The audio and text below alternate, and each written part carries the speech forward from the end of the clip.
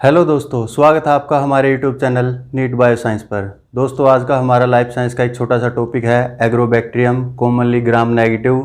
Soil में पाई जाने वाली स्पीसीज है ये, और इसकी डिफरेंट टाइप की स्ट्रेन है, जिसमें से दो कॉमनली नोन है, एग्रोबैक्टीरियम ट्यूमिफेसियन और एग्रोबैक्टीरियम राइजोजिन। अगर CSIR व्यू पॉइंट से अगर हम देखें तो ये टॉपिक बहुत ही इंपॉर्टेंट है। हर एक एग्जाम में आपको इसमें से कोई ना कोई क्वेश्चन ज़रूर देखने को मिलेगा। मोस्टली क्वेश्चन जो आते हैं वो आते हैं हमारे tDNA ट्रांसफ़र पे। tDNA क्या होता है, कैसे वो ट्रांसफ़र होता है, कहाँ वो प्रेजेंट होता है बैक्टीरिया में, वो आज हम एक एक करके इस लेक्चर में अभी देखेंगे आपके साथ। दोस्तों, मोस्टली जो एग्रोबैक्टीरियम की स्पीसीज़ हैं, दो जो जिनके बारे में बात कर रहा हूँ, वो है एग्रोबैक्टीरियम ट्यूमिफेसियन और एग्रोबैक्टीरियम राइजोजिन। एग्रोबैक्टीरियम ट्यूमिफेसियन में एक TI प्लाज्मिड होता है। प्लाज्मिड एक्स्ट्रा क्रोमोजोमल जो DNA प्रेजेंट होता है बैक्टीरिया में, उसे हम प्लाज्मिड बोलते हैं। प्लाज्मिड ऐसा नहीं कि बैक्टीरिया में ही मिलेगा, वो यूकैरियोटिक जैसे यीस्ट में भी मिल सकता है और अदर सेल्स में भी मिल सकता है। जो प्लाज्मिड है, TI प्लाज्मिड है, वो क्या काज करता है, ग्राउंड गाल डिजीज़। और ग्राउंड गाल डिजीज़ एक टाइप की कैंसरस ग्रोथ है। हमारा अदर स्ट्रेन है जो एग्रोबैक्टीरियम की, वो है राइजोजिन। इसके अंदर RI प्लाज्मिड प्रेजेंट होता है, और ये प्लाज्मिड क्या करता है, रूट हेयरी डिजीज़ को काज करता है। आज का हमारा मेन फोकस रहेगा TI प्लाज्मिड के ऊपर। एक नज़र हम TI प्लाज्मिड के ऊपर डाल लेते हैं। ये हमारा TI प्लाज्मिड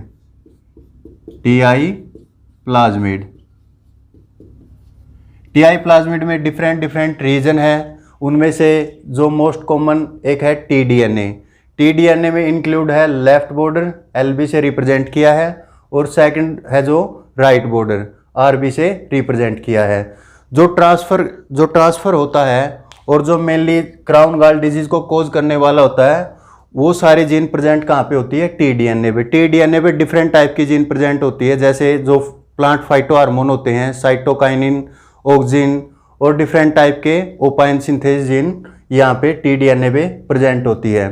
इसके ट्रांसफ़र में जो tDNA का ट्रांसफ़र होता है, बैक्टीरिया से प्लांट में जो tDNA का ट्रांसफ़र होता है, उसमें मेन रोल प्ले करती हैं डिफरेंट टाइप्स की जो जीन है, VIR रीजन की जो जीन है, ये इन्फेक्शन के लिए रिस्पॉन्सिबल है।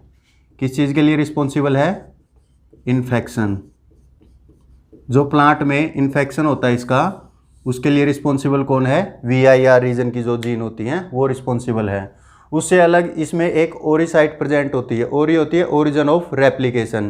किसी भी होस्ट में अगर कोई भी प्लाज्मिड है तो उसके रेप्लिकेशन के लिए एक साइट होती है जिसे हम ओरिजिन ऑफ रेप्लिकेशन कहते हैं। ओरी साइट इसमें प्रेजेंट है। अनदर जो जीन है वो है ओपाइन कैटाबोलिज्म। दोस्तों, जो tDNA पे एक पोर्शन है जहाँ पे ओपाइन सिंथेसिस के लिए जीन मिलती हैं। ओपाइन का जो सिंथेसिस होता है उसके कैटाबोलिज्म के लिए जीन प्रेजेंट होती है। ओपाइन कैटाबोलिज्म का एक पोर्शन है TI प्लाज्मिड के ऊपर ही।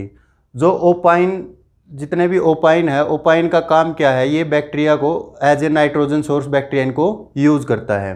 यूज़ कैसे करेगा, जब उनको कैटाबोलाइज करेगा। कैटाबोलाइज किसकी हेल्प से करेगा, ओपाइन कैटाबोलिज्म के। तो हमें देखना है कि जो ये हमारा tDNA है, ये हमारा जो tDNA का पोर्शन है, इसका ट्रांसफ़र कैसे होगा बैक्टीरिया से प्लांट में। तो इसके ट्रांसफ़र के लिए रिस्पॉन्सिबल है VIR जीन। तो जो tDNA का ट्रांसफ़र है वो एक स्ट्रेटजी फॉलो करता है डिफरेंट टाइप की जीन को यूज़ करके। उन जीन का कैसे यूज़ करता है, इसका हम एक ओवरव्यू देखते हैं। तो ओवरव्यू हमारा स्टार्ट होता है यहाँ से। ये प्लांट का हमने एक लोअर स्टेम लिया है। इसके लोअर स्टेम पे यहाँ पे एक वुंड क्रिएट हो गया है। जैसे ही यहाँ पे वुंड क्रिएट हुआ, प्लांट ने कुछ फिनोलिक कंपाउंड को सीक्रेट करना स्टार्ट कर दिया। एग्जाम्पल के लिए हम ले रहे हैं एसिटोसिरिंजोन।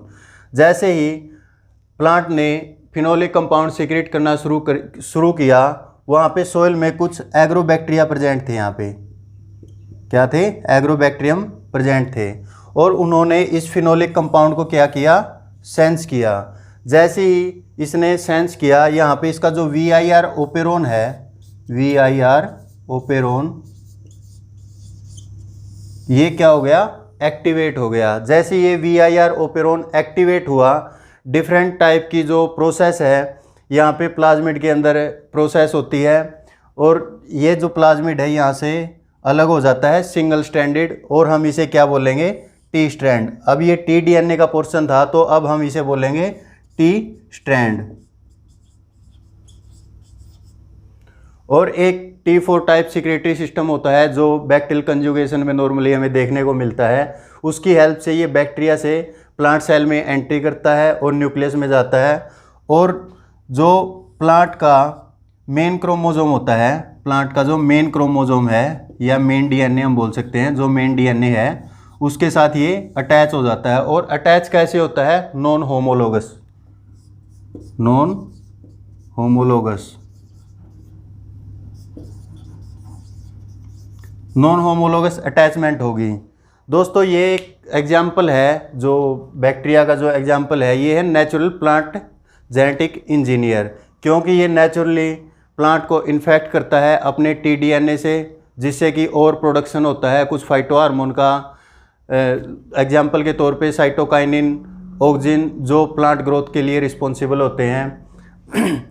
जैसे ही इसका ट्रांसफ़र होगा, जो प्लांट की ग्रोथ है वो इंक्रीज होगी और ग्रोथ के कारण जो कैंसरस ग्रोथ है वो हमें देखने को प्लांट में मिलेगी। और जो हमारा टीआई प्लाज्मिड है या टीडीएनए का जो ट्रांसफ़र है एग्रोबैक्टीरियम का, ये one of the famous example है जो अब तक नोन है इंटर किंगडम डीएनए ट्रांसफ़र का, केवल और केवल ये एग्जाम्पल नोन है। तो देखते हैं हम कैसे ये VIR रीजन की जो जीन्स हैं ये कैसे अपना रोल प्ले करती है, उसको हम अब डिटेल में देखते हैं। VIR रीजन की जितनी भी डिफरेंट टाइप की जीन है वो VIR A, G, D, E, F, B different types की ये जीन है और ये एक एक करके सीक्वेंस में अपना रोल प्ले करती हैं। और ये अपना रोल कैसे प्ले करती है, एक के बाद क्या घटना घटित होती है, चलो आइए देखते हैं शुरू से। तो जैसे ही फिनोलिक कंपाउंड बैक्टीरिया के कॉन्टैक्ट में आए, उसका एक प्रोटीन है जो एक्टिवेट हुआ, VIR A प्रोटीन। ये प्रोटीन कहाँ पे प्रेजेंट था? बैक्टीरियल इनर मेम्ब्रेन पे प्रेजेंट होता है, बैक्टीरियल इनर मेम्ब्रेन पे ये प्रेजेंट होता है। ये एक टाइप से सेंसर का काम करता है, जो एनवायरनमेंट में जो भी चेंज होता है उसको ये सेंस करता है। और जैसे ही इसने फिनोलिक कंपाउंड को सेंस किया, इसकी जो ऑटोफॉस्फोरिलेशन इसका हुआ ऑटोफॉस्फोरिलेशन। जैसे ही इसका ऑटोफॉस्फोरिलेशन हुआ, इसने एक डाउनस्ट्रीम सिग्नल है जो वो स्टार्ट कर दिया। इसने किसको एक्टिवेट किया? VIRG को। VIRG किसकी तरह काम करेगा? ट्रांसक्रिप्शन फैक्टर की तरह। ये VIRG है जो ये एक्टिवेट हुआ। ये एक्टिवेट कैसे हुआ? इसने जो अपना फॉस्फेट ग्रुप था वो इसको ट्रांसफ़र कर दिया, और वो कौन से अमीनो एसिड पे किया? एस्पर्टेट पे। एस्पर्टेट पे इसका फॉस्फोरिलेशन हो गया। और जो VIR A है उसके कौन से प्रोटीन पे कौन से अमीनो एसिड पे इसका फॉस्फोरिलेशन हुआ? हिस्टिडीन पे। Phosphorylation on histidine. जैसे ही VIRG का एक्टिवेशन हुआ, ये एज ए ट्रांसक्रिप्शन फैक्टर काम करेगा और VIR बॉक्स एनहेंसर को जाके ये एक्टिवेट करेगा। VIR बॉक्स ये एक टाइप से ओपेरोन है जो रिमेनिंग जो VIR रीजन की जो जीन है उनको एक्टिवेट करेगा। उसके बाद एक्टिवेट कौन होगा? D1 and D2। D1 का काम क्या है? एक टाइप से टोपोआइसोमेरेज का काम करेगा, और ये कट कहाँ पे करेगा? लेफ्ट बॉर्डर पे। यहाँ पे D1 एक्ट करेगा, इसको कट करेगा। उसके बाद D2 है जो वो एंडोन्यूक्लियस का काम करेगा। D2 जैसे ही एंडोन्यूक्लियस का काम करे, ये कट कहाँ पे करेगा? राइट बॉर्डर पे। यहाँ पे राइट बॉर्डर पे कौन कट करेगा? D2। जैसे ही D2 ने राइट बॉर्डर पे कट किया, ये एक सिंगल स्ट्रैंडेड DNA है जो उसको जनरेट करेंगे। सिंगल स्ट्रैंडेड T स्ट्रैंड हम बोलेंगे इसको। अब हम बोलेंगे इसको T स्ट्रैंड। जो हमारा TDNA था उसके एक सिंगल स्ट्रैंड को इन्होंने जनरेट किया, और उसे हम क्या बोलेंगे? T स्ट्रैंड, या हम बोल सकते हैं सिंगल स्ट्रैंडेड DNA। और जैसे ही D2 ने एक जो हमें क्लीव DNA मिला है, या हम बोल सकते हैं निक DNA मिला है, उसके 5 प्राइम एंड पे D2 अपने आप को बाइंड कर लेगा। इसका बाइंड करने का पर्पज़ क्या है? ये DNA के जो निक्ड एंड है उसको ये प्रोटेक्ट करेगा। कोई भी एंडोन्यूक्लियोलिटिक एंजाइम जो प्रेजेंट होता है होस्ट सेल में या फिर बैक्टीरियल सेल में, एंडोन्यूक्लियस प्रेजेंट होते हैं, उनसे प्रोटेक्शन प्रोवाइड करेगा D2। उसके बाद रोल प्ले करता है सिंगल जो E2 है। E2 किसकी तरह काम करेगा? Single stranded DNA binding protein की तरह। जो सिंगल स्ट्रैंडेड DNA है, जो हमारा ये सिंगल स्ट्रैंड जनरेट हुआ है, यहाँ पे हमने शो किया हुआ है। ये हमारा जो सिंगल स्ट्रैंड है, यहाँ पे हमारा E2 है जो वो बाइंड कर लेगा। और इसका भी पर्पज़ क्या है, जो हमारा DNA है, सिंगल स्ट्रैंड है जो DNA का, उसको प्रोटेक्शन प्रोवाइड करेगा किसी प्रकार के एंडोन्यूक्लियस से। यहाँ पे D2 बाइंड किया हुआ है। जो E2 है single stranded DNA binding protein, ये बाइंड कैसे करता है, नॉन स्पेसिफिकली। कैसे बाइंड करता है, नॉन स्पेसिफिकली। इसकी बाइंड करने की कोई स्पेसिफिक साइट नहीं है कि पार्टिकुलर सीक्वेंस पे ही ये बाइंड करेगा, ऐसा कुछ नहीं है। ये नॉन स्पेसिफिकली बाइंड करता है। जैसे ही ये नॉन स्पेसिफिकली बाइंड किया, अब इसको एक ट्रांसपोर्ट सिस्टम की ज़रूरत पड़ेगी। जो बैक्टीरियल सेल से इसे प्लांट सेल में एंट्री लेनी है, तो उसके लिए दो डिफरेंट जीन और अपना रोल प्ले करती हैं। वो कौन सी हैं, उनमें से एक है B और दूसरी है D4। ये दो जीन है जो B की है, डिफरेंट कॉपी होती है B1 से B11, B1, B2, B3, इस प्रकार से B11 तक इसकी 11 कॉपी हैं। और एक हो गई D4। ये दोनों मिलके क्या बनाएंगी, T4 टाइप सिक्रेटरी सिस्टम, एक टाइप ऑफ कंजुगेशन, जो कंजुगेशन के दौरान यूज करता है कोई भी बैक्टीरिया, ठीक है ना। और इसे हम MPF भी बोलते हैं, मेटिंग पेयर फॉर्मेशन या मेटिंग पेयर फैक्टर। इसके बाद फिर एक और जीन है हमारी जो रहती है, वो है C1। जो C1 है, ये जीन जो VIRC है, इसका काम क्या है, स्टिमुलेशन का। ये बाइंड करती है जो tDNA है हमारा, TI प्लाज्मिड का जो tDNA है, इसके बाहर एक पोर्शन होता है जिसे हम बोलते हैं ओवरड्राइव सीक्वेंस।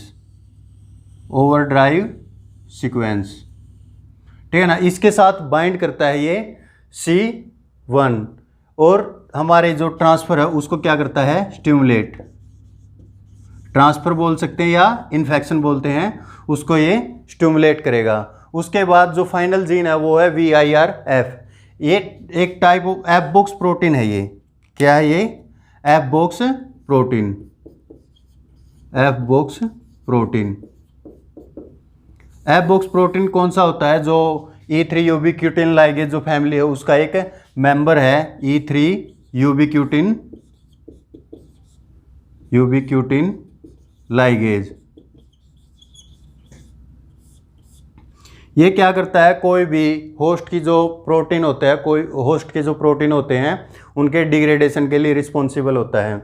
और इनमें से जो मेन कंपोनेंट हैं हम जो बोलते हैं वो बहुत इम्पोर्टेंट हैं। वो कौन से हैं, एक तो ये जो राइट बॉर्डर है, tDNA का जो राइट बॉर्डर है, ये ट्रांसफ़र के लिए मस्ट है। क्यों मस्ट है, अगर ये नहीं होगा, ऐसा देखा गया, अगर राइट बॉर्डर को हम डिलीट कर दें, जो tDNA का ट्रांसफ़र है वो स्टॉप हो जाएगा। उसके अलावा जो हमारा D2 है वो बाइंड कहाँ करता है, 5 प्राइम एंड पे, और कट इन्हें कहाँ पे किया था, राइट बॉर्डर पे। D2 ने राइट बॉर्डर पे कट किया था, तो ये as a leading strand operate करेगा, एज ए लीडिंग स्ट्रैंड। यानी कि इसकी डायरेक्शन होगी 5 प्राइम टू 3 प्राइम, जो ट्रांसफ़र की डायरेक्शन है वो 5 प्राइम टू 3 प्राइम होगी। उसके अलावा जो VIRA और G है, ये जो जीन है या जो इनका प्रोटीन है, इनका जो एक्सप्रेशन होगा वो कंस्टिट्यूटिवली होगा, यानी कि लगातार होगा। उसके अलावा जो D2 और E2 है उसके अंदर क्या होते हैं, nuclear localising signal. Nuclear localisation signal किस चीज़ के लिए रिस्पॉन्सिबल होते हैं, इन प्रोटीन के इंपोर्ट के लिए। जो प्लांट में इनका इंपोर्ट होगा जब प्रोटीन का, E1 और D2 का, इनके इंपोर्ट के लिए न्यूक्लियर लोकलाइजेशन सिग्नल होने बहुत ज़रूरी हैं। क्योंकि कोई भी प्रोटीन जिसकी जहाँ पे मॉडिफिकेशन हुई है और उसका जो टारगेट सेल है उसके अंदर जाने के लिए उसके पास पर्टिकुलर टाइप के सिग्नल होने बहुत ज़रूरी हैं, वरना वो प्रोटीन उस सेल तक नहीं पहुँचेगा। और जो D2 है और E2 है, ये होस्ट सेल के कुछ प्रोटीन के साथ इंट्रैक्शन शो करते हैं, ऐसा देखा गया है। और वो दो प्रोटीन कौन कौन से हैं, VIRD2 है, ये अरेबिडोप्सिस का एक प्रोटीन है, अरेबिडोप्सिस थैलियाना कार्योफेरिन अल्फा प्रोटीन। इसके साथ ये इंट्रैक्शन शो करता है VIRD2। और जो E2 है वो अरेबिडोप्सिस का एक अनदर प्रोटीन है VIP1। ठीक है, तो E2 के साथ इंटरेक्ट कौन करता है? VIP1। और D2 के साथ कौन इंटरेक्ट करता है? Arabidopsis karyopherin alpha protein. ये दोनों ऐसा देखा कि ये इंपोर्ट के लिए रिस्पॉन्सिबल है, क्योंकि जो D2 है और E2 है उसके पास न्यूक्लियर लोकलाइजिंग सिग्नल है और उन्हें न्यूक्लियस में एंट्री चाहिए। तो इस प्रकार से ये पूरा प्रोसीजर, पूरा मैकेनिज्म जो बैक्टीरिया हमारा फॉलो करता है हमारे जो tDNA के ट्रांसफ़र के लिए, और जाके ये अटैच हो जाता है किसी भी एक नॉन होमोलोगस सीक्वेंस पर। ये जो हमारा पूरा प्रोसीजर है, इसमें जो VIRA है जो काइनेज एक्ट करता है, ऑटोफॉस्फोरिलेशन होता है, वो एक्टिवेट करता है VIRG को जो ट्रांसक्रिप्शन फैक्टर के रूप में काम करता है। उसके बाद ये एक्टिवेट करता है वीरबॉक्स एनहेंसर जो पूरे VIR ओपेरोन है उसको एक्टिवेट कर देता है। और जो इनका एक्सप्रेशन है दोनों का VIRA और G का, वो कंटिन्यूसली होगा या लगातार होगा। उसके बाद D1 है जो टोपोआइसोमरेज का काम करेगा और जो लेफ्ट बॉर्डर पे कट करेगा।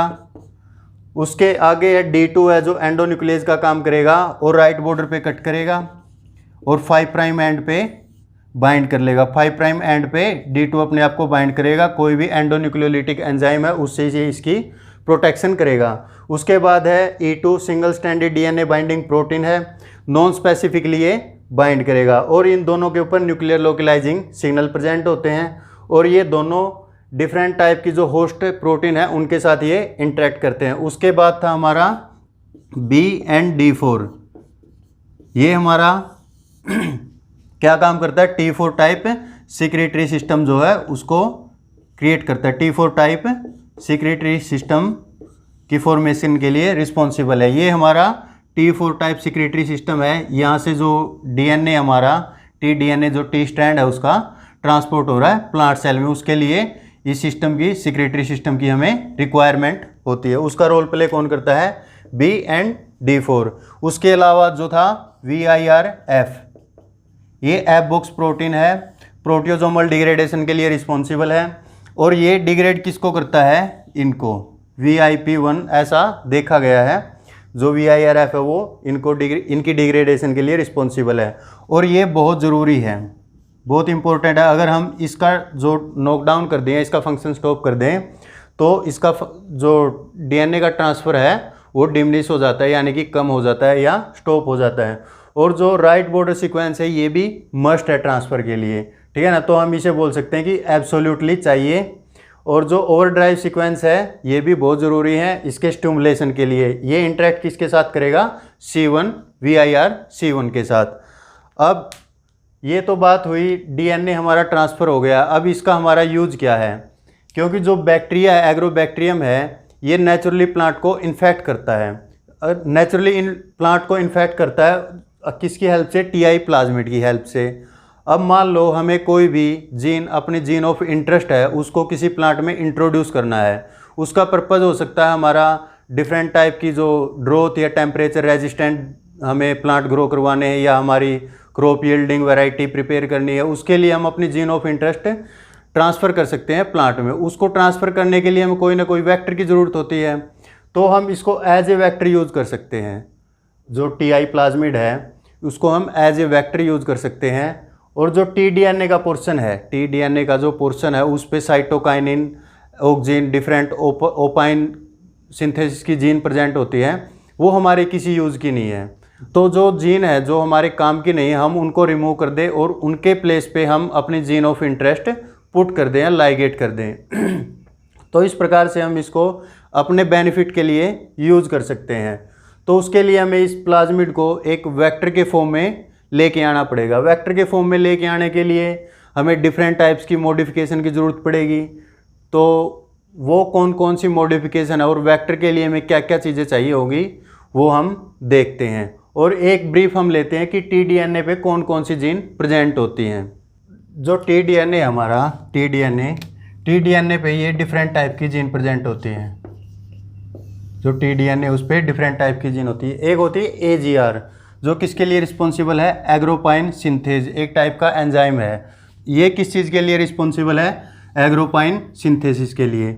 सेकंड है TMR जो किसके लिए रिस्पॉन्सिबल है, आइसोपेंटाइल ट्रांसफेरेज, एक टाइप का एंजाइम है जो किस चीज़ के लिए रिस्पॉन्सिबल है, साइटोकाइनिन प्रोडक्शन के लिए, साइटोकाइनिन के लिए। ये एक टाइप का फाइटो हार्मोन है। अनदर जीन है TMS1, ये क्या कोड करती है, ट्रिप्टोफैन 2 मोनोऑक्सीजनेज। सेकंड है TMS2, इंडोल एसिटामाइड हाइड्रोलेज। ये दोनों जीन किसके लिए रिस्पॉन्सिबल है, ऑक्सीजन सिंथेसिस के लिए। तो यही दो जीन हैं, एक साइटोकाइनिन वाली और एक ऑक्सीजन वाली। ये किस चीज़ के लिए रिस्पॉन्सिबल है, क्राउन गॉल डिजीज के लिए, क्योंकि ये फाइटो हार्मोन है और ये प्लांट ग्रोथ में अपना रोल प्ले करते हैं, जिनसे कि ओवर प्रोडक्शन के कारण जो प्लांट में ट्यूमर्स ग्रोथ होती है जिसे हम क्राउन गॉल डिजीज बोलते हैं। उसके अलावा है OCS, ओक्टापाइन सिंथेज, ये एक टाइप का एंजाइम है। NOS, नोपालाइन सिंथेज, ये नोपालाइन के प्रोडक्शन के लिए रिस्पॉन्सिबल है, ये ओक्टापाइन के लिए। जो ये सारे के सारे कंपाउंड है, ओक्टापाइन, नोपालाइन, एग्रोपाइन, इनके बेसिस पे भी डिफरेंट टाइप के प्लाज्मिड है, जिसे हम एग्रोपाइन TI प्लाज्मिड बोलते हैं, नोपालाइन TI प्लाज्मिड बोलते हैं, NOS नोपालाइन और ओक्टापाइन प्लाज्मिड, डिफरेंट टाइप के प्लाज्मिड इनके ऊपर बेस्ड होते हैं। वो डिपेंड करता है कि कौन सा ओपाइन जो हमारे TI प्लाज्मिड में प्रेजेंट होता है।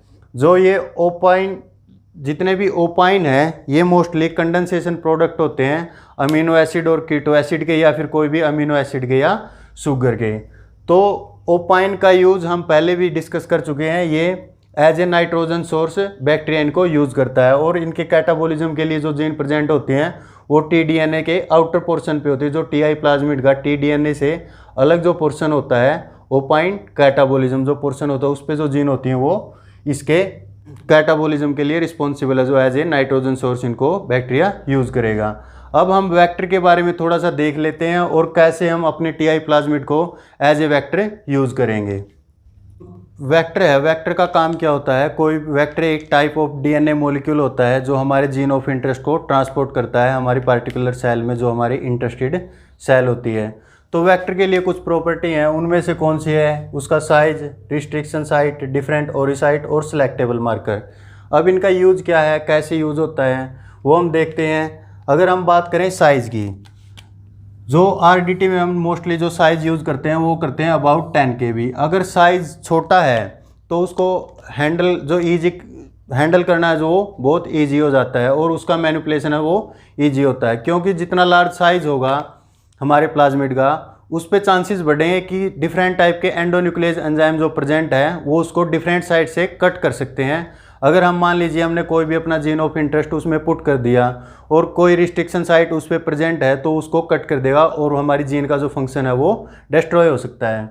तो इसलिए जो साइज़ है उसका ऑप्टिमम होना चाहिए अबाउट 10 KB। अगर हम TI प्लाज्मिड का साइज़ देखें तो इसका है अबाउट 200 KB। तो ये जो पहली प्रॉपर्टी हमारे पास एज ए वेक्टर यूज़ करने की होनी चाहिए वो इसके पास नहीं है। जो सेकंड है वो रिस्ट्रिक्शन साइट।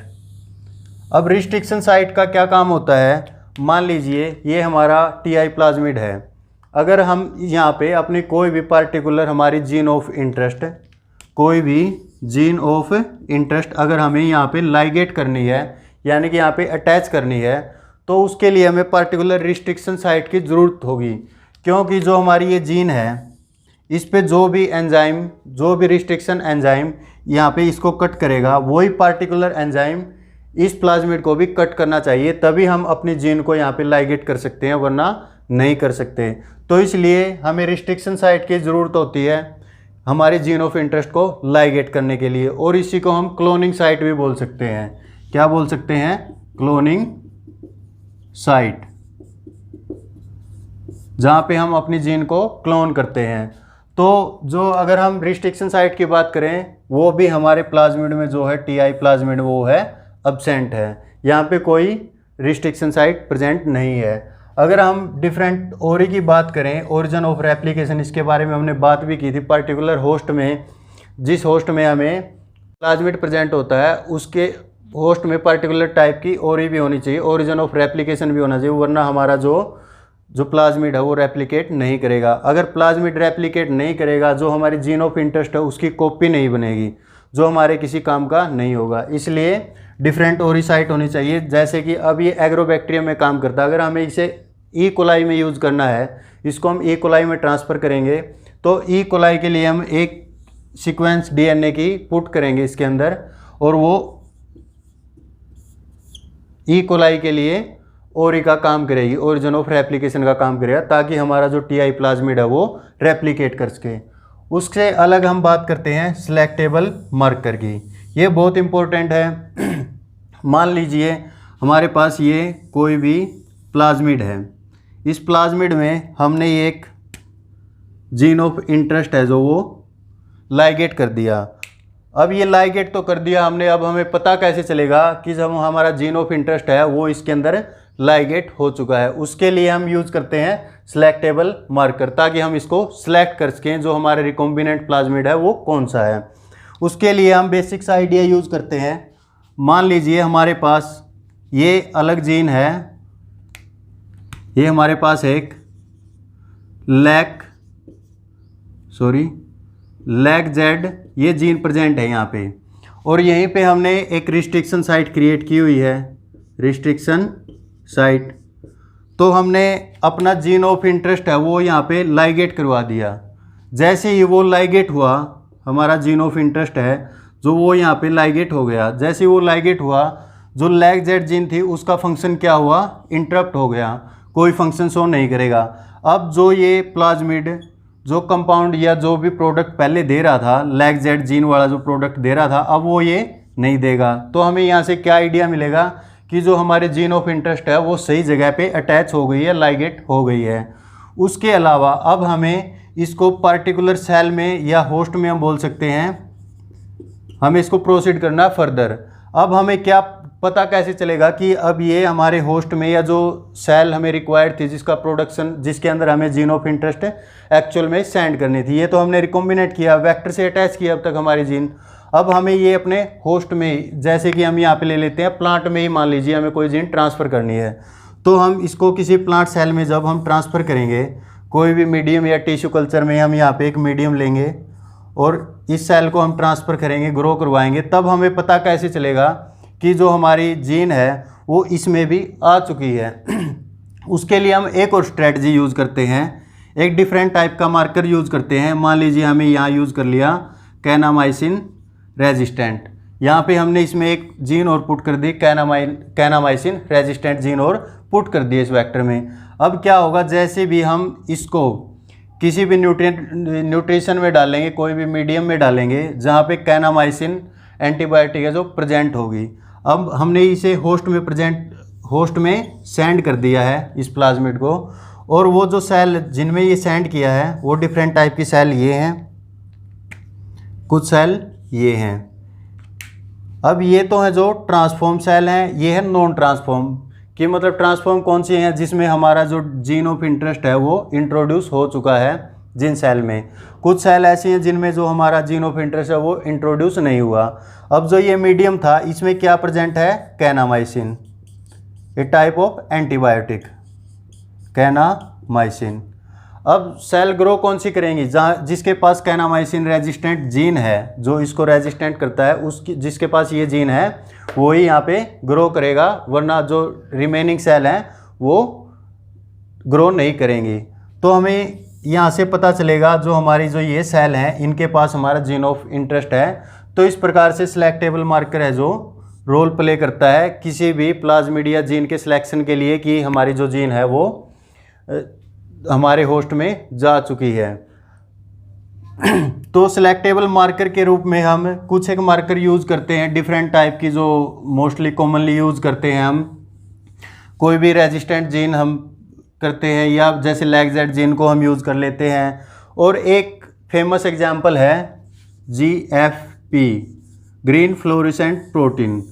अब जैसे ही हमारी सेल में कोई भी जीन ऑफ इंटरेस्ट हमने पुट किया, उसके साथ हमने एक मार्कर यूज़ किया, तो उस मार्कर की कुछ एक ड्रॉबैक होते हैं। हमें डिफरेंट टाइप के स्पेशल मीडियम चाहिए उनको ग्रो करवाने के लिए। मान लीजिए हमने कैनामाइसिन रेजिस्टेंट जीन अगर डाली है जो मार्कर, तो हमें उसे कैनामाइसिन के जो मीडिया है उस पर ग्रो करवाना पड़ेगा। लेकिन जो ये GFP प्रोटीन है इसमें ऐसा कुछ नहीं होता, ये ग्रीन फ्लोरेसेंट प्रोटीन होती है। जहाँ भी ये ट्रांसफ़र होती है तो ये फ्लोरेसेंस शो करती है, तो ईजिली डिटेक्टेबल है। और ये मेनली यूज़ कहाँ पे की जाती है, RI प्लाज्मिड में ऐसा देखा गया यूज़ की जाती है कैरेट के अंदर, डेकस कैरोटा के अंदर, ठीक है ना। कैरेट में ये एज एग्जांपल मैं आपको दे रहा हूँ एक, जहाँ पे ये यूज़ की जाती है प्लांट के केस में, ठीक है ना। अब हमने ये चीज़ तो देख ली कि हमारे जो बैक्टीरिया है, जो हमारे एग्रोबैक्टीरियम के जो TI प्लाज्मिड है उसके अंदर जो हमें एज ए वेक्टर जो क्वालिटी चाहिए उनमें से मोस्टली अब्सेंट हैं। तो हमें क्या करना पड़ेगा, इस TI प्लाज्मिड की डिफरेंट मॉडिफिकेशन करनी पड़ेंगी, और वो मॉडिफिकेशन के तौर पे 2 वेक्टर प्रिपेयर किए गए। उनमें से एक तो था बाइनरी वेक्टर, सेकंड था को इंटीग्रेटेड वेक्टर। को इंटीग्रेटेड वेक्टर ये क्या थे, हम इनके बारे में थोड़ी थोड़ी जाने, बेसिक सा जानेंगे। जो CSR व्यू पॉइंट से हम देखें तो मोस्टली जो TDNA का ट्रांसफ़र है उसी में से उसी पे बेस्ड क्वेश्चन हमारे आ जाते हैं। ये बस जस्ट इंट्रोडक्शन के लिए, मान लीजिए बाय चांस ऐसा हो कि इनमें से कोई टर्म आपके क्वेश्चन पेपर में यूज़ कर लें, बाइनरी वेक्टर या को इंटीग्रेटेड वेक्टर से रिलेटेड आपके अगर क्वेश्चन पेपर में कोई टर्म आ गई तो आप उस टाइम पे कंफ्यूज ना हो, ठीक है ना। इसीलिए हम थोड़ा सा इनके बारे में बेसिक सा जान लेते हैं, वरना मोस्टली जो चांसेस हैं अब वो 95% चांसेस हैं जो क्वेश्चन आता है वो TDNA ट्रांसफ़र में से ही आता है। चलो इनके बारे में हम थोड़ा 4-5 मिनट का टॉपिक रहेगा, हम उसको देख लेते हैं। तो जो डिफरेंट वेक्टर हमारे यूज़ किए जाते हैं वो कौन कौन से हैं, बाइनरी वेक्टर एंड को इंटीग्रेटेड वेक्टर। इनके बारे में बेसिक आइडिया वो क्या है, जो हमारा नेचुरल जो प्लाज्मिड है वो ट्रांसफ़र नहीं हो सकता हमारे जीन ऑफ इंटरेस्ट को लेकर, क्योंकि उसके पास डिफरेंट रीजन है, उसके पास कोई रिस्ट्रिक्शन एंडोन्यूक्लियर साइट नहीं है ताकि हम अपने जीन को क्लोन कर सकें। तो उसके लिए डिफरेंट स्ट्रेटजी यूज़ की गई, उनमें से एक है बाइनरी वेक्टर। बाइनरी जो वर्ड है यही शो कर रहा है, बाइनरी मतलब 2। तो इसमें क्या होता है, 2 वेक्टर जो है यूज़ किए जाते हैं। मोस्टली एक ई कोलाई वेक्टर यूज़ करते हैं हम, इस केस में भी हम एक ई कोलाई वेक्टर यूज़ करते हैं, डिफरेंट वेक्टर का हम यूज़ करते हैं ताकि हम अपने जीन ऑफ इंटरेस्ट को जो है ट्रांसफ़र कर सकें। और इसको ट्रांसफ़र करने के लिए जो हमारा TDNA है, TDNA पे जो भी जीन हमारी प्रेजेंट होती हैं जो कैंसरस ग्रोथ के लिए यानी क्राउन गाल के लिए रिस्पॉन्सिबल होती हैं, हम उनको नॉकआउट कर देते हैं ताकि कोई भी जो अनवांटेड ग्रोथ है वो ना हो। तो इसे हम बोलते हैं डिसआर्मिंग ऑफ TDNA। तो बाइनरी वेक्टर स्ट्रेटजी में हम क्या यूज़ करते हैं, 2 डिफरेंट टाइप के वेक्टर यूज़ करते हैं। एक पे जो VIR रीजन प्रेजेंट होता है जो लार्ज साइज का होता है, और एक स्मॉल वेक्टर जो स्मॉल प्लाज्मिड है वो यूज़ करते हैं जिसके पास क्या होता है हमारा TDNA। और यहाँ पे जो TDNA हमारा पुट होता है वहाँ पे एक यूनिक रिस्ट्रिक्शन साइट होती है जहाँ पे हम अपनी जीन को क्लोन करेंगे। ये दोनों जो वेक्टर हैं ये इंडिपेंडेंटली प्रेजेंट हैं और ये दोनों एक सेल में प्रेजेंट है, ए ट्यूमिफेशियन में, ए ट्यूमिफेशियन सेल में ये दोनों प्रेजेंट हैं वेक्टर। तो जो TDNA का जो ट्रांसफ़र होगा उसमें रोल प्ले कौन करेगा, इस वाले प्लाज्मिड की VIR रीजन की जो जीन्स हैं वो नेचुरली जो प्रोसीजर है वो फॉलो करेगा। क्योंकि ये किस ऑब्जर्वेशन पे डिपेंड करता है, ऐसा देखा कि जो TDNA है वो फिजिकली अटैच होना ज़रूरी नहीं है VIR रीजन के साथ इसके ट्रांसफ़र के लिए। इसलिए अगर ये ज़रूरी नहीं है तो हम जीन ऑफ इंटरेस्ट है वो एक डिफरेंट वेक्टर पे यूज़ करें जिसका रिलेटिवली साइज है जो स्मॉल होगा और जिसके ऊपर रिस्ट्रिक्शन साइट है वो हम पुट कर सकते हैं। रिस्ट्रिक्शन साइट पुट करके वहाँ पे हमारा जीन ऑफ इंटरेस्ट वहाँ पे लाइगेट कर देंगे और जो ट्रांसफ़र होगा वो होगा इस दूसरे वाले प्लाज्मिड की हेल्प से जिसके ऊपर VIR रीजन प्रेजेंट होता है। तो ये क्या होगा, ये इंडिपेंडेंटली तो एक सेल में, एक ही सेम बैक्टीरियल सेल में ये प्रेजेंट है, इंडिपेंडेंटली बोलते हैं। दोनों के अंदर कॉम्प्लीमेंटेशन होगा कि इसके ट्रांसफ़र के लिए रिस्पॉन्सिबल ये होगा, दोनों इंडिपेंडेंटली प्रेजेंट होंगे, अपना अपना ये काम करेंगे सेम सेल में। उसके अलावा हमारे पास जो अदर वेक्टर है वो है को इंटीग्रेटेड वेक्टर। इसकी ये एक डिफरेंट स्ट्रेटजी फॉलो करता है, मतलब ये वर्ड शो कर रहा है कि जो वेक्टर है हमारे वो इंटीग्रेटेड हैं। इसमें एक स्मॉल प्लाज्मिड है जो ई कोलाई का प्लाज्मिड है वो यूज़ करते हैं, ये ई कोलाई प्लाज्मिड है। और ये हमारा जो नेचुरल TI प्लाज्मिड होता है ये नेचुरल हमारा TI प्लाज्मिड है, TI प्लाज्मिड। अब इसमें छोटा सा चेंज है, छोटी सी मॉडिफिकेशन है। इसमें क्या करते हैं, जो हमारा ई कोलाई प्लाज्मिड है उसके ऊपर हम अपनी जीन ऑफ इंटरेस्ट को क्लोन करेंगे, यानी कि ई कोलाई में जो भी वेक्टर प्रेजेंट है उसके ऊपर हम अपना जीन ऑफ इंटरेस्ट है जो वो लाइगेट करेंगे, उसे रेप्लिकेट करेंगे, उसकी कॉपी प्रिपेयर करेंगे और उसी वेक्टर में हम एक छोटा सा टीडीएनए का जो सेगमेंट है वो इंसर्ट कर देंगे। और उसके अलावा हमारा टीआई प्लाज्मिड ऑलरेडी जो ट्यूमिफेशियन में प्रेजेंट होता है। अब क्या करेंगे, इन दोनों वेक्टर को, एक डिफरेंट वेक्टर है जिसे हम हेल्पर वेक्टर बोलते हैं, हेल्पर वेक्टर, उसकी हेल्प से वाई कंजुगेशन हम इन दोनों को ट्रांसफ़र करवा देंगे एक सेल में, एक ट्यूमिफेशियन में। तो हमें यहाँ पे क्या मिलेगा, रिकॉम्बिनेंट टीआई प्लाज्मिड, जिसके पास क्या होगा, एक टीडीएनए का पोर्शन होगा। हमारी जो नई जीन है, जो हमारा जीन ऑफ इंटरेस्ट है जो हमने लाइगेट किया है, वो हमें मिलेगा छोटा सेगमेंट टीडीएनए का और ये वीआईआर रीजन। और जो भी हमें इसकी प्रॉपर्टी है, डिफरेंट टाइप के सिलेक्टेबल मार्कर, स्क्रीनेबल मार्कर, इनको कैसे स्क्रीन करेंगे, तो इस प्रकार से हम डिफरेंट टाइप के जो वेक्टर हैं वो यूज़ कर सकते हैं। और दोस्तों जो हमारा एग्रोबैक्टीरियम है, एग्रोबैक्टीरियम केवल एक ऐसा एग्जाम्पल है जो इंटर किंगडम डीएनए ट्रांसफ़र के लिए रिस्पॉन्सिबल है नेचुरली। केवल नॉन जो एग्जाम्पल है इंटर किंगडम जो डीएनए ट्रांसफ़र के लिए रिस्पॉन्सिबल है वो है एग्रोबैक्टीरियम। अब इससे रिलेटेड जितने भी क्वेश्चन जो प्रीवियस ईयर में आए हैं, जहाँ तक मेरी कोशिश रही है, मैंने ऑलमोस्ट हर एक एग्जाम से क्वेश्चन उठाने की कोशिश की है जहाँ पे आए हुए थे। जितने क्वेश्चन मैंने कलेक्ट किए हैं वो अब हम एक एक करके देखते हैं, उनको सोल्व करते हैं आपके साथ। पहला क्वेश्चन हमारा है दिसंबर 2018 से, सीक्वेंस अर्लीस्ट टू लेटेस्ट। अब हमें इसमें एक सीक्वेंस बतानी है, हमें डिफरेंट टाइप के ऑप्शन दिए गए हैं, उसमें उनको हमें एक सीक्वेंस में लगाना है। पहले ही हमारा वीआईआर जीन हम कर चुके हैं जो सीक्वेंस में आता है, वीआईआर ए जी डी, तो उसके बाद ई, फिर सी और फिर एफ था लास्ट में। तो इस प्रकार से ये सीक्वेंस में बताना है कि कौन कौन सी जीन कब काम करेंगी। तो ये डिफरेंट स्टेटमेंट हमें दी गई हैं। फर्स्ट है production of single stranded TDNA by VIR D1 and D2 protein. Second statement है interaction of VIR E2 with VIP1 and vir E3। तो थर्ड स्टेटमेंट है use of VIR B, VIR D4 type secretory system.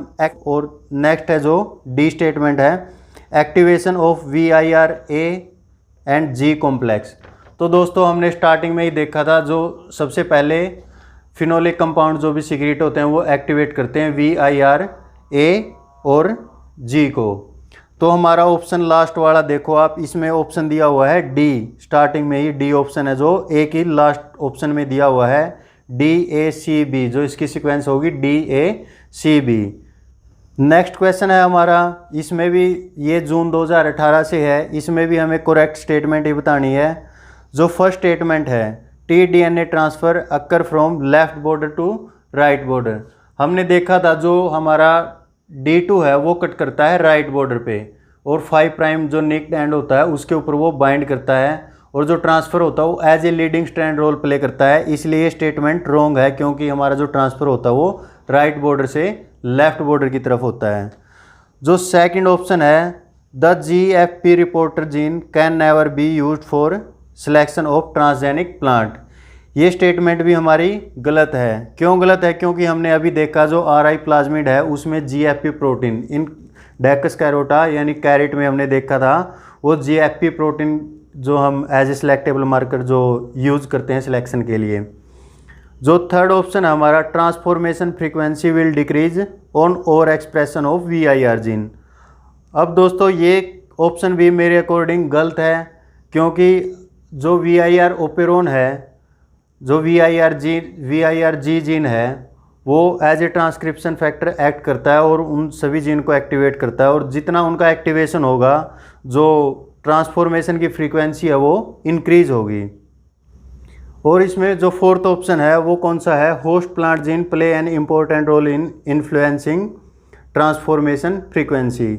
अब ये option सही जाता है, क्योंकि कुछ जीन है जो होस्ट प्लांट की प्लांट में हमने देखा था VIP1 प्रोटीन था, एरेब्डोप्सिस का जो कायरियोफेरिन अल्फा प्रोटीन था जो इसके ट्रांसफॉर्मेशन के लिए रिस्पॉन्सिबल है। नेक्स्ट क्वेश्चन हमारा है दिसंबर 2017 से, इसमें हमें सही मिलान करने हैं VIR G, VIR D, VIR B1 और VIR F। देखो G है जो एज ए ट्रांसक्रिप्शन फैक्टर काम करता है, जो VIR-D2 है वो DNA को राइट बॉर्डर से निक करता है और सिंगल स्ट्रैंड जनरेट करता है। VIR-B है, हमने देखा है T4 टाइप सिक्रेटरी सिस्टम में रोल प्ले करता है। और जो VIR-F है वो प्रोटियोजोमल डिग्रेडेशन में हेल्पफुल है। आप अब इसको क्वेश्चन को सोल्व कर सकते हो आराम से, ये हमने कर लिया है। नेक्स्ट क्वेश्चन है June 2016, which of the following combination of the protein function inside the cell. अब हमें ये बताना है कि कौन कौन से प्रोटीन हैं जो सेल के अंदर फंक्शन प्ले करते हैं। VIRE a single stranded DNA binding protein, ये ऑप्शन सही है। D2 जनरेट टी स्ट्रैंड, ये ऑप्शन भी बिल्कुल सही है। VIRA that sense the plant phenolic compound, अब ये ऑप्शन हमारा सही नहीं है क्योंकि VIRA है जो वो मेम्ब्रेन पे काम करता है। VIRA है जो मेम्ब्रेन पे काम करता है। जो VIRF direct T complex protein for destruction of proteasome, ये ऑप्शन भी सही है। तो हमारा ऑप्शन क्या हुआ, fourth, A, B and D। Next question है जून 2014 से, करेक्ट स्टेटमेंट इसमें हमने बतानी है। A tumefaciens cause ground gall disease and A rhizogenes cause hairy root disease. B option है region A in TI plasmid is responsible for replication, ये option हमारा गलत है। Region D in TI plasmid is responsible for virulence, ये option हमारा सही है। जो फर्स्ट स्टेटमेंट है वो हमारी एब्सोल्युटली राइट है। जो A ऑप्शन है हमारा वो फर्स्ट और थर्ड में प्रेजेंट है, और जो B ऑप्शन है वो गलत है। तो फर्स्ट वाले ऑप्शन में देख रहा आपको A एंड B है, तो ये ऑप्शन हमारा रॉन्ग है। तो इसका डायरेक्ट आंसर हम क्या लगाएंगे, A and C। Next question है दिसंबर 2013 से, इसमें भी हमने करेक्ट स्टेटमेंट ही बतानी है। जो A स्टेटमेंट है वो TI and RI plasmid induce crown gall and hairy root disease, ये एब्सोल्युटली राइट है। Enzyme octopine synthase and nopaline synthase involve in octa and nopaline synthase in TDNA, ये भी सही है। ऑल द 6 VIR जीन, जो भी gene हमारी A, B, C, D, E, G are absolutely required for virulence. D option हमारा almost perfect 25 base pair direct repeat sequence flanking all the TI and RI plasmid in TDNA region is essential for TDNA transfer. अब इसमें हमने देखा था, ये हम vector मान लेते हैं हमारा,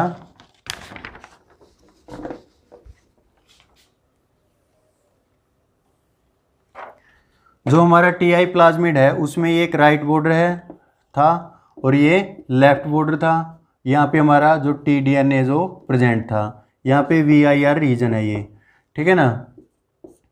जो TDNA है उसको फ्लैंक करते हैं, यानी कि उसके अगल बगल में एक ये राइट बॉर्डर है, एक ये लेफ्ट बॉर्डर है। ये क्या होता है, 25 बेस पेयर का 25 बेस पेयर इम्परफेक्ट रिपीट बोल सकते हैं हम इसको, या फिर हम बोल सकते हैं ऑलमोस्ट रिपीट। इम्परफेक्ट या ऑलमोस्ट रिपीट या इम्परफेक्ट रिपीट, ठीक है ना, दोनों ही ऑप्शन सही हैं। तो दोस्तों हमने पहले ही वहाँ पे बात की थी, जो राइट बॉर्डर है ये बिल्कुल ज़रूरी है ट्रांसफॉर्म या इन्फेक्शन के लिए, इन्फेक्शन प्रोसीजर के लिए बहुत बहुत इम्पोर्टेंट है। अगर ये नहीं होगा तो हमारा जो ट्रांसफ़र है वो टी स्टैंड का वो नहीं होगा। लेकिन जो एक थर्ड ऑप्शन दिया हुआ है ऑल 6 जीन एब्सोल्युटली रिक्वायर्ड, ये जो एब्सोल्युटली वर्ड यहाँ पे यूज़ किया है इन्होंने, ये अगर इसने यूज़ किया है तो यहाँ से हम इस ऑप्शन को हम नेगलेक्ट कर सकते हैं, ठीक है ना। लेकिन जो डी ऑप्शन है वो हमारा बिल्कुल सही है, तो हम इसके साथ जाएंगे A, B एंड D के साथ। A, B एंड D हमारा फोर्थ ऑप्शन में प्रेजेंट है, तो इसका राइट आंसर है जो A, B एंड D आएगा। एक जगह मैंने एक पेपर पढ़ा था, उसमें देखा था कि जो हमारी VIR-D D2 है, जो होस्ट प्रोटीन है ATK अल्फ़ा प्रोटीन इसके साथ इंटरेक्शन शो करती है, ठीक है ना। अगर हम इसके फंक्शन को एबोलिश कर दें तो भी ऐसा देखा गया है कि जो E2 है और VIP1 प्रोटीन है, जो VIP1 प्रोटीन के साथ इंटरेक्ट करता है, VIP1 के साथ इंटरेक्ट करता है, ये E2 केवल और E2 ये सफिशिएंट है ट्रांसफ़र के लिए। ये क्या है, सफिशिएंट है ट्रांसफ़र के लिए। दोस्तों देखो इस क्वेश्चन में जो एब्सोल्युटली वर्ड है उसकी वजह से हम इस ऑप्शन को नेगलेक्ट कर रहे हैं।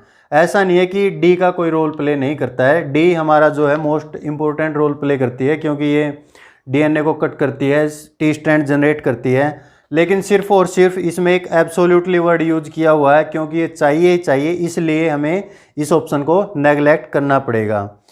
तो नेक्स्ट हमारा जो क्वेश्चन है ये मे बी दिसंबर 2019 का है। इसमें क्या बताना हमें, plant transformation does not require. इसमें प्लांट ट्रांसफॉर्मेशन के लिए किस चीज़ की ज़रूरत नहीं है। फर्स्ट है होस्ट प्लांट जीन, हाँ जी ज़रूरी, हमने देखा VIP1 ए के अल्फ़ा प्रोटीन है जो अरेबिडोप्सिस का, वो ज़रूरी है। बैक्टीरियल टाइप 4 सिक्रेटरी सिस्टम हमने देखा बी और D4, जो बी की सारी कॉपी हैं B1 to B11, वो इसके लिए रिस्पॉन्सिबल हैं। VIR जीन बिल्कुल इनकी ज़रूरत है। ओपाइन कैटाबोलिज्म जीन की मेरे ख्याल से कोई ज़रूरत नहीं है tDNA ट्रांसफ़र के लिए। तो दोस्तों ये था हमारा पूरा कंप्लीट एग्रोबैक्टीरियम के बारे में, और जो इसका एक पोर्शन है tDNA ट्रांसफ़र है, वो मोस्ट इम्पोर्टेंट हमारा पोर्शन है। उसको पूरे ढंग से एक बार रिवाइज कर लेना और एक बार लिख के देख लेना, वो जीन आपको आसानी से याद हो जाएंगी। और कुछ इसकी बेसिक सी बातें हैं वो हमें याद रखनी है, क्योंकि जो ऑप्शन है, जो एग्जामिनर ऑप्शन पुटअप करता है, वो इस टाइप से करता है कि हम थोड़े से विचलित हो जाते हैं उसमें। तो हमें ध्यान रखना है, कुछ ऑप्शन को हमने नेगलेक्ट करना है, कुछ को हमें सेलेक्ट करना है। तो इस प्रकार से हम अपने आखिर में एक ऑप्शन तक पहुँच ही जाएंगे। और बहुत इंपॉर्टेंट टॉपिक है दोस्तों ये, हर बार इसमें से कोई ना कोई एग्जाम्पल आता ही है। अब हमने देखा कम से कम 7 या 8 क्वेश्चन तो हमने डिस्कस किए हैं यहाँ पे, जो लास्ट ईयर में आए हैं, और ऑलमोस्ट हर एक एग्जाम में आया हुआ है, क्योंकि दिसंबर, जून, हर एक एग्जाम में इससे रिलेटेड क्वेश्चन ज़रूर आता है।